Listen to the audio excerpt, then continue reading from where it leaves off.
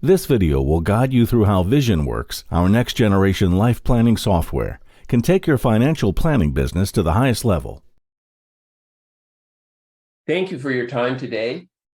We'll focus on dynamic data as a major foundation for clients' belief and output. Inviting clients to create their vision of life poses a major challenge for planning software.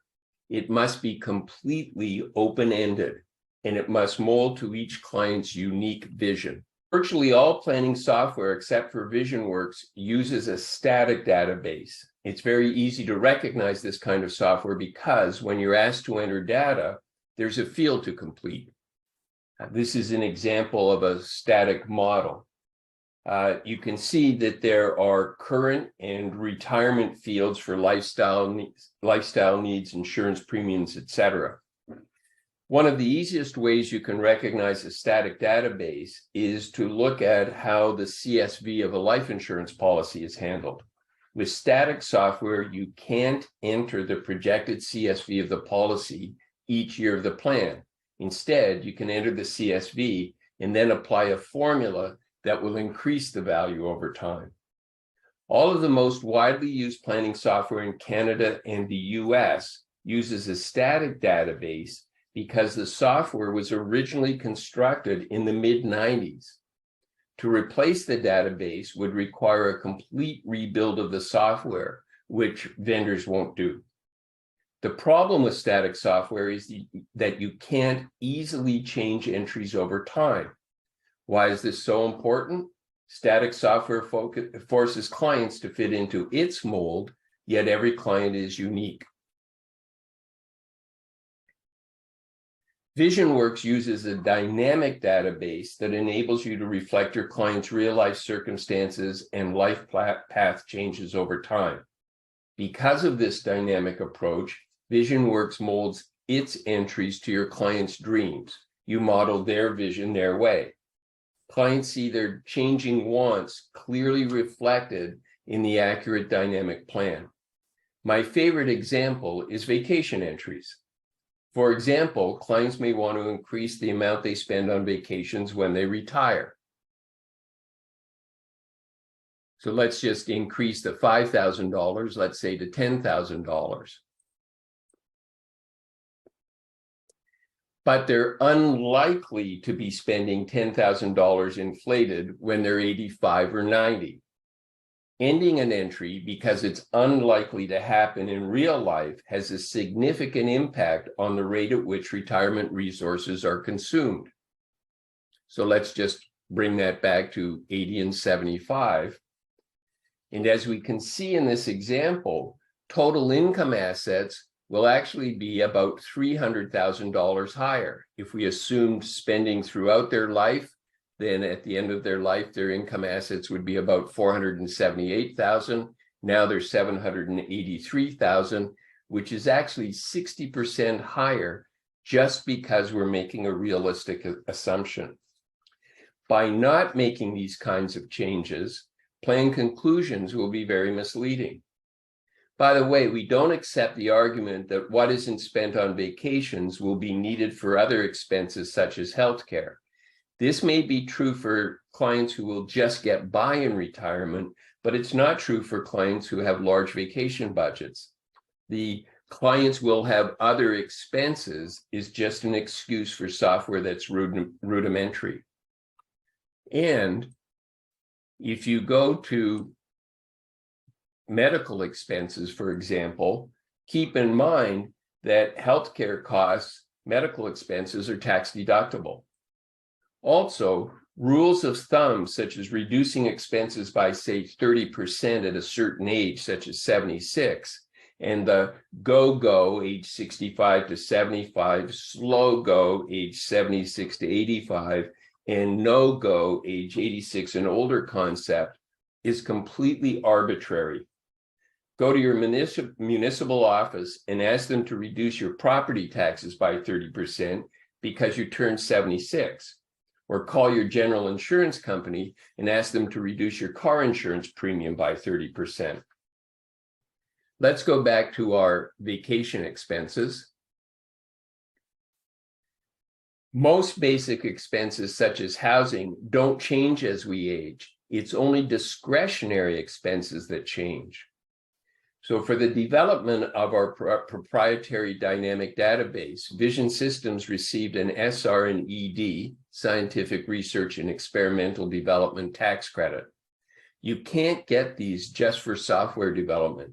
You need to prove true technological innovation. So I want to make another change to our vacation expense. I'm going to increase it to $20,000.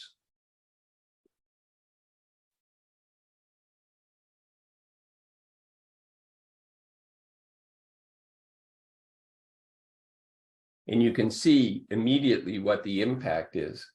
But I want you to think about this for a moment.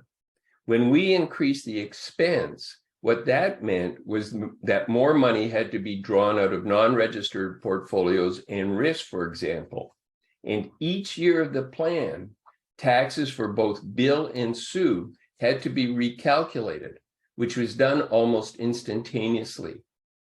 And this is absolutely fundamental if you want to start working interactively with clients. You can't wait for changes to the financial forecast. You need literally immediate feedback. Dynamic data is essential for clients' belief in output. If something that clients feel is important isn't entered correctly, they'll project their beliefs about that inaccuracy onto the rest of the plan.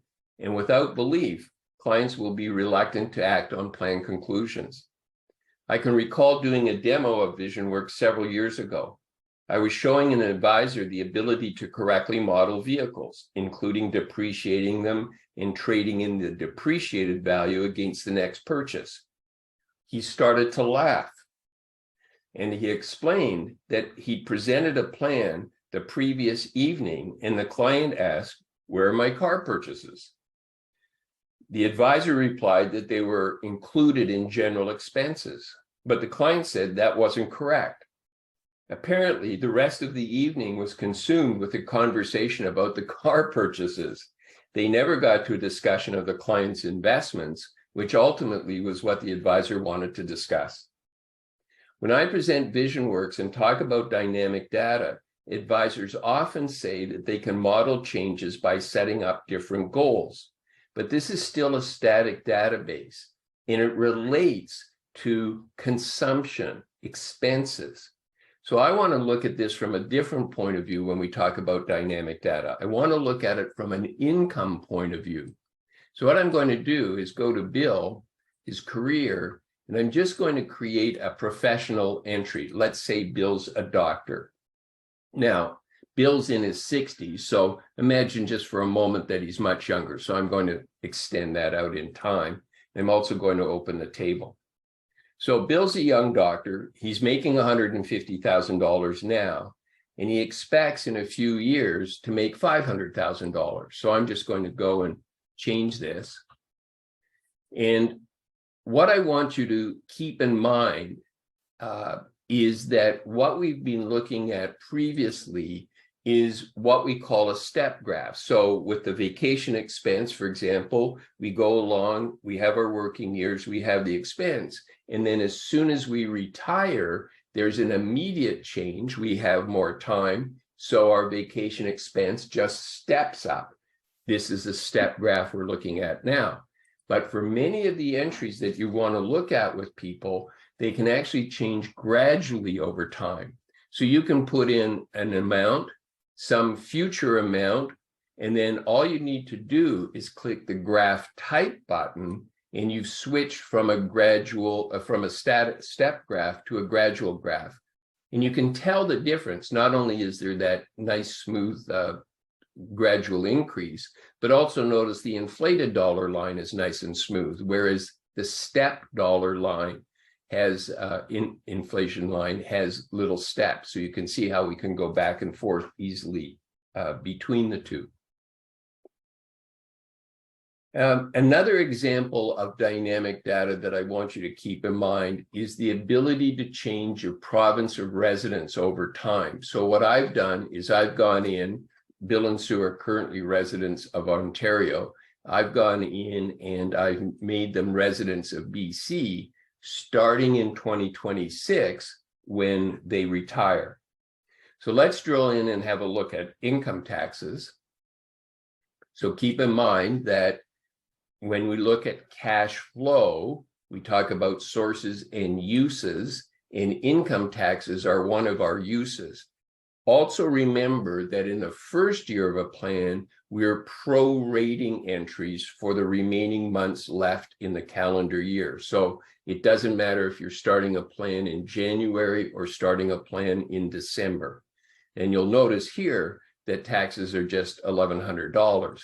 But when we drill in, the underlying table will show us the full year's taxes.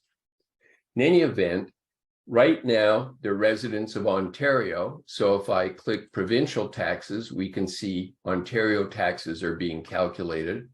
But if we go out and have a look at 2026, when they move to BC, then we'll have BC taxes calculated.